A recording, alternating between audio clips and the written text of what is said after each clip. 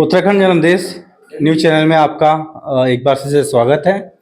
Haldwani bar association के चुनाव होने हैं। 7 मार्च को ये चुनाव तय हैं।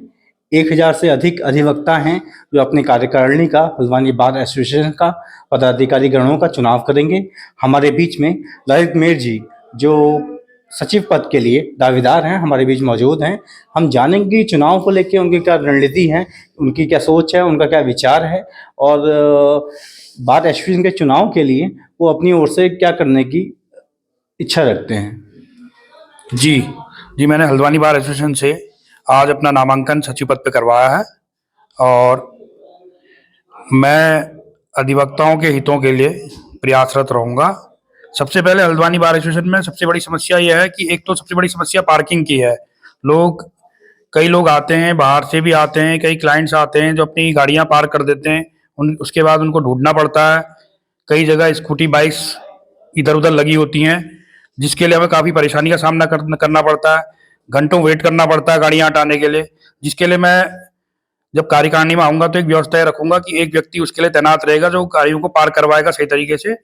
दूसरा, जूनियर अधिवक्ता हमारे पास कई नए अधिवक्ता आ रहे हैं वकालत में और मैं समझता हूँ उन अधिवक्ताओं के प्रोत्साहन के लिए उनको लगभग 2 साल तक बार एसोसिएशन से कोशिश करूँगा कि उनको कुछ ना कुछ दैनिक भत्ता कुछ दिलवाया जाए महीने में, ताकि उनका पेट्रोल खर्चा निकल सके और वो उनका मनोबल बढ़ सके वकालत करने के लिए। और तीसरी समस्या एक ये है कि हमारे यहाँ पूर्ण रूप से भी हल्द्वानी बार में लाइब्रेरी की व्यवस्था नहीं हो पाई है और मेरा प्रयास रहेगा कि लाइब्रेरी की व्यवस्था की जाए। जैसा कि हमारे बार एसोसिएशन के पास कई मदों में पैसा जमा है और उनकी एफडियां बन रही हैं, तो मैं चाहूँगा कि उन एफडियों को बनाने की जगह उस पैसे को कहीं लाइब्रेरी में लगाया जाए। कुछ उससे लोगों को अच्छा ज्ञान प्राप्त हो सके, जूनियर सीनियर से पूछ सकें। और कई जूनियर अधिवक्ता जो बुक्स नहीं खरीद पा रहे हैं, नई प्रैक्टिस में है, तो उन बुक्स को वहाँ से लेकर के पढ़ सकें और अच्छी तरीके से वकालत में सफल हो सकें।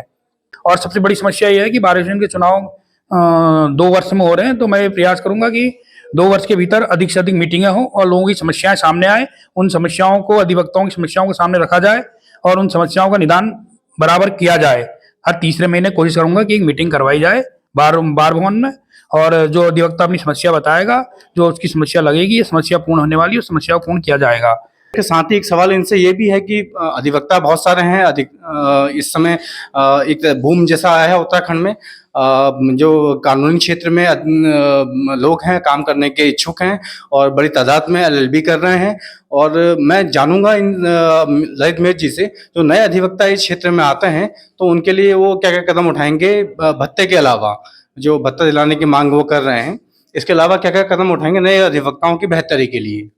नए अधिवक्ताओं की बेहतरी के लिए यह है कि उनको एक लाइब्रेरी भी उपलब्ध कराई जाएगी, ताकि वो आसानी से लॉज कानून के बारे में जानकारी प्राप्त कर सकें और एक अच्छी वकालत कर सकें, कोर्ट के अंदर अच्छी तरह पेश हो सकें। अभी मैंने देखा कि हल्द्वानी में जो चालान होते थे, चालान आदि, जो बार बार सरकारें कह रही है सस्ता सुलभ न्याय उपलब्ध होगा।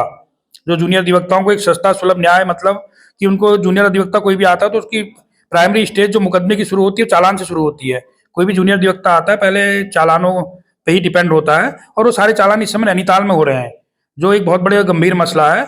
और वो चालान जो यहाँ पर 500 रुपये में काम होने वाला है, वो नैनीताल में जाकर के 1500 रुपये में हो रहा है, जिससे कि क्लाइंट भी सफर कर रहा है और अधिवक्ता भी सफर कर रहा है। उसके पास से वो काम जा रहा है, दूसरा क्लाइंट को महंगा चालान भुगतना पड़ रहा है।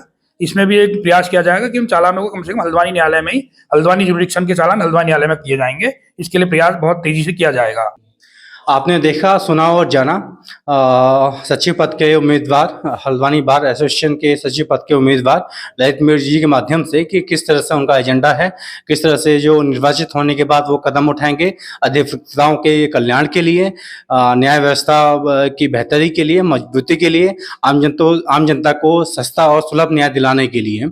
एक सवाल और यहाँ पे लाजिमी है, महिला अधिवक्ताओं की बात की जाए तो महिला अधिवक्ताएं हैं, उनकी बहुत बड़ी समस्या है इस क्षेत्र में। उत्तराखंड की बात की जाए तो कई महिला अधिवक्ता हैं इस पेशे में आगे आ रही हैं, उनके सामने भी चैम्बर्स है और अन्य जो बुनियादी सुविधाएं हैं, उनकी समस्या है। तो किस तरह से महिला अधिवक्ताओं को आप प्रोत्साहित करेंगे, उनके आगे बढ़ाएंगे?